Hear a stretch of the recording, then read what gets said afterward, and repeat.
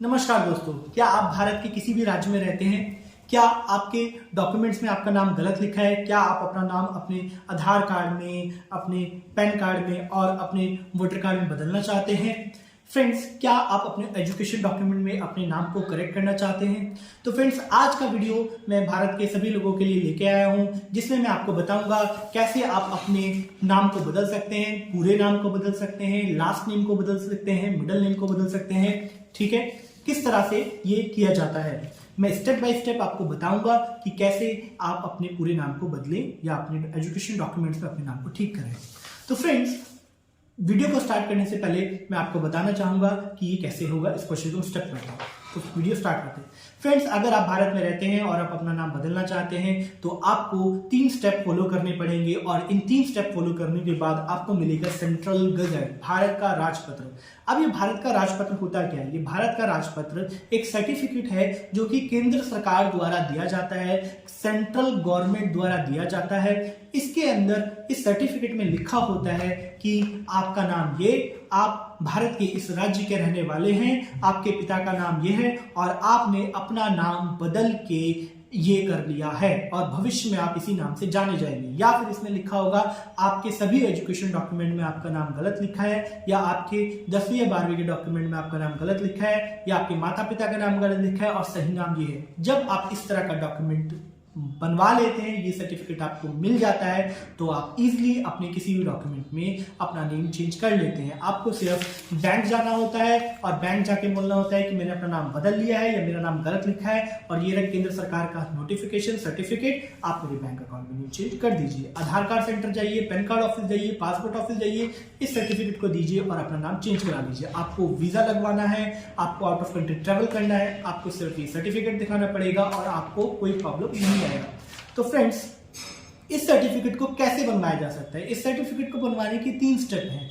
सबसे पहला step affidavit बनवाना, दूसरा स्टेप न्यूज़पेपर बनवाना, तीसरा स्टेप सीडी बनवाना। तो सबसे पहले मैं आपको अपना खुद का एग्जांपल दूंगा कि कैसे कोई व्यक्ति अपना नाम चेंज कर सकता है। ठीक है, तो नेम चेंज करने के रीजन आपको बिल्कुल पता होंगे। किसी को अपना नाम पसंद नहीं है, किसी को पंडित जी ने बता दिया कि भैया अपना नाम बदल लो, और किसी को अपना नाम पप्पू है, उसको लाइक नहीं करता, वो बदलना चाहता है, और किसी को ऐसा लगा कि अगर मैं अपना नाम बदल लूंगा तो मेरी किस्मत बदल जाएगी, वो अपना नाम बदलना चाहता है। और किसी की शादी हुई है और वो सोच रहा है कि मैं अपने हस्बैंड का सरनेम लगा लूं, तो वो अपना नाम बदलना चाहता है। तो फ्रेंड्स, चलिए स्टार्ट करते हैं कैसे अपने हस्बैंड का सरनेम लगाया जा सकता है, कैसे पंडित जी के कहने पे या खुद आप अपना नाम बदल सकते हैं।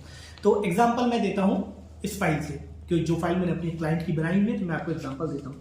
तो सबसे पहले हम एफिडेविट बनाएंगे। जो एफिडेविट होता है कम से कम 10 रुपए के नोटरी पेपर में बनता है। 10 से 100 जितने का नोटरी पेपर आपके यहाँ अवेलेबल है, जिस भी भारत के राज्य में रहते हैं वहां से आप उतने का ये एफिडेविट नोटरी का पेपर पे इस फॉर्मेट को बनवाएंगे। तो फॉर्मेट क्या होगा मैं आपको बताता हूँ। फॉर्मेट में लिखा हुआ है मेरा नाम विपिन चौहान, मेरे पिता का नाम ये, मैं भारत के इस राज्य का रहने वाला हूं, पिन कोड नंबर ये, मैं अपना नाम बदल के विपिन चौहान से रवि त्यागी करता हूं। ठीक है, या फिर अगर मुझे पूरा नेम बदलना था तो पूरा नेम बदल सकता हूं। मैं अपना नाम विपिन चौहान से रवि करता हूं, या फिर मैं अपना नाम विपिन से आकाश करता हूं। जो भी मैं नाम बदलना चाहता हूं, नया नाम बदलना चाहता हूं, वो मैं ये करता हूं, और भविष्य में मुझे नए नाम आकाश से ही जाना जाए।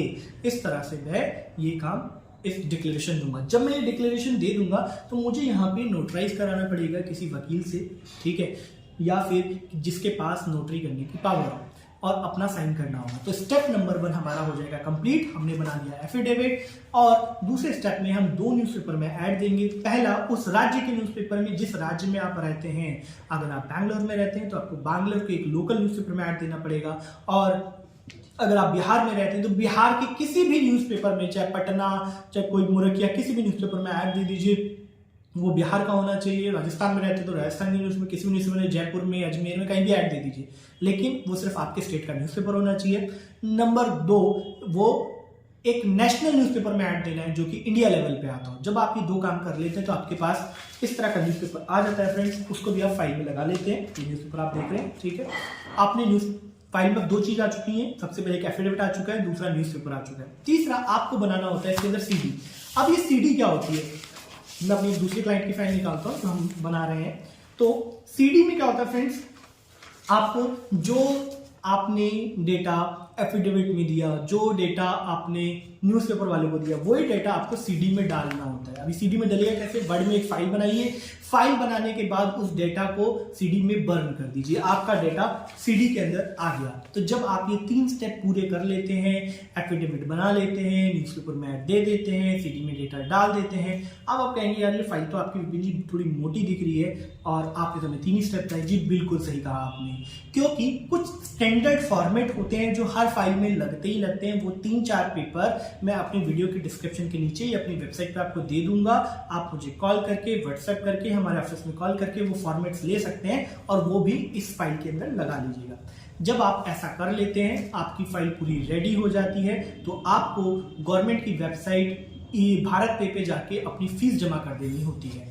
फीस जमा करने के बाद आपको इस फाइल को सेंट्रल गजट ऑफिस जाके वहां पे इस फाइल को जमा कर देना होता है। जब आप अपनी फाइल को civil line central gazette office Vidhansabha के जो पास है, क्योंकि भारत सरकार का ऑफिस दिल्ली में है, ठीक है, वहां जाके आप ये फाइल जमा कर देते हैं, तो आपको वेट करना होता है 30 से 40 दिन, मतलब 1 महीने से 40 दिन का वेट करना होता है। और 1 महीने बाद गवर्नमेंट की वेबसाइट पे, ई गजट की वेबसाइट पे आपको ये सर्टिफिकेट मिल जाता है। जैसे ही आपको ये सर्टिफिकेट मिल जाता है, आपको कुछ नहीं करना, आपको पैन कार्ड ऑफिस जाना है, इसको देना है, आपको आधार कार्ड ऑफिस जाना है, इसको देना है, और आपको अपने एजुकेशन सेंटर जिस बोर्ड से आपने पढ़ाई की है वहां जाना है, ये देना है, ठीक है।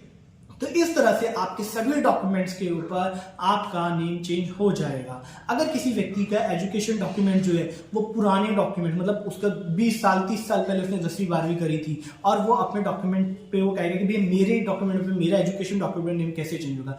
भैया अगर आपके डॉक्यूमेंट बहुत ही ज्यादा पुराने हैं, ठीक है, आपने जिस बोर्ड से पढ़ाई करी है, अगर आप किसी जॉब के लिए प्रोवाइड कर रहे हैं, प्राइवेट या सरकारी जॉब के लिए, तो आपको क्या करना है, आप अपने डॉक्यूमेंट पे नेम मत चेंज कराओ, एजुकेशन डॉक्यूमेंट पे सिर्फ गजट की कॉपी, जब आप जॉब अप्लाई करें तो गजट की कॉपी लगा दीजिएगा, क्योंकि गजट केंद्र सरकार द्वारा दिया गया हुआ एक कानून है, एक सर्टिफिकेट है जो उन्होंने दिया है, ठीक है। तो इसको कोई काट नहीं सकता है, इसको कोई चैलेंज नहीं कर सकता है, तो वो लगा के आपके लिए काम करेगा। और अगर किसी ने हाल फिलहाल में अपनी एजुकेशन की है और वो अपना नाम चेंज करना चाहता है, वो इजिली बोर्ड्स में जाके और वहां जाके चेंज हो जाती है। तो आधार कार्ड, पैन कार्ड, सब जगह सेंटर्स पे जाइए, ये डॉक्यूमेंट को दीजिए और अपना नेम चेंज करा लीजिए। फ्रेंड्स, अगर आपका कोई भी क्वेश्चन है, इस वीडियो को बनाने में बहुत मेहनत लगी है, सबसे पहले आपसे रिक्वेस्ट करूंगा आप इसे लाइक करें और सब्सक्राइब करें। दूसरा, वीडियो को बनाने में बहुत मेहनत लगती है, तो जो मैंने बोला लाइक सब्सक्राइब तो आपको करना ही है। अगर आपके कोई क्वेश्चन है और मैं आपके डाउट्स को क्लियर नहीं कर पाया हूं, तो आपको मुझे क्या करना है, कॉल करना है, व्हाट्सएप करना है, या मेरी वेबसाइट पे जाके फॉर्म भर देना है, ताकि मैं या हमारी तरफ से कोई आपको कॉल करके आपको असिस्ट कर सके। तो फ्रेंड्स, आज के लिए इतना ही, धन्यवाद। मैं आशा करता हूँ आपको समझ आया होगा, और नहीं समझ आया होगा तो बिल्कुल आप मुझे कॉल करके या मेरे वीडियो पे नीचे कमेंट करके आप मुझसे क्वेश्चन पूछ सकते हैं। Take care, bye bye.